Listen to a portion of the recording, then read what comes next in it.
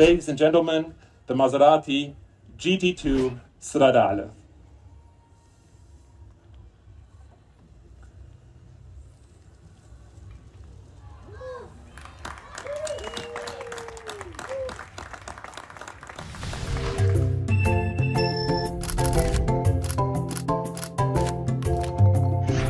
Quattroporte Gen 4 designer. Oh, I love it. A Gen 5. I keep saying Gen 4, brother. Gen 5. Gen, who cares? A 4, he's Gandini. You ready? I'm ready when you are. All right, we're going to look at some of the 5 elements of the new GT2 Stradale that he's most proud of. So go ahead and take it away. Thank you so much. Here are my 5 elements.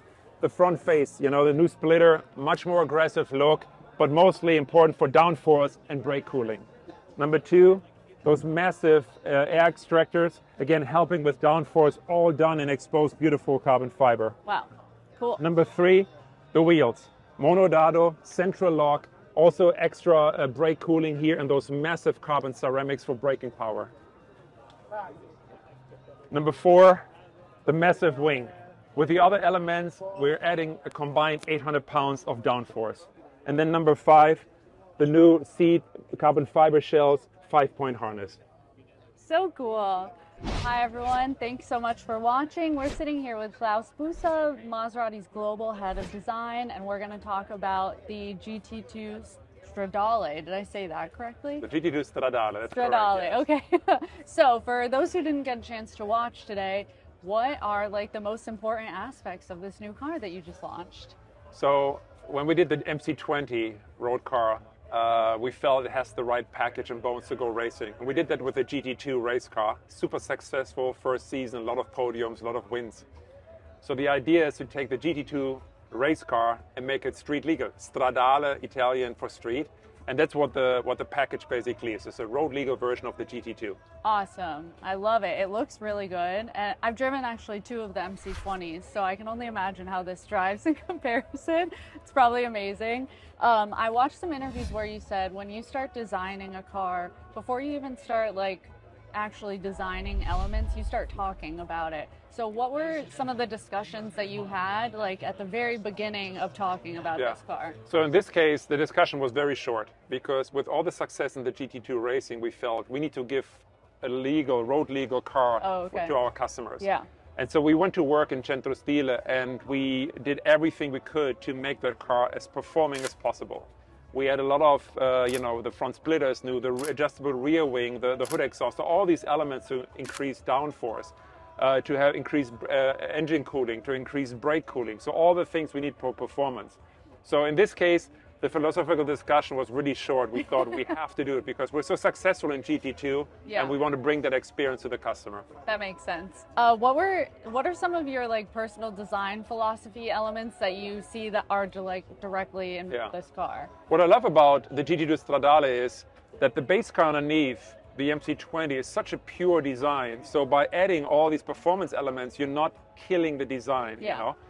Because if the the foundational design would already be aggressive and over-designed, and then you're putting all these features on top, you're kind of crossing the line. And because the underlying package is so pure, so beautifully sculpted, and then you add the wings and the performance features, it really looks fantastic in a package. Yes, it does. You guys did a great job. Thank you.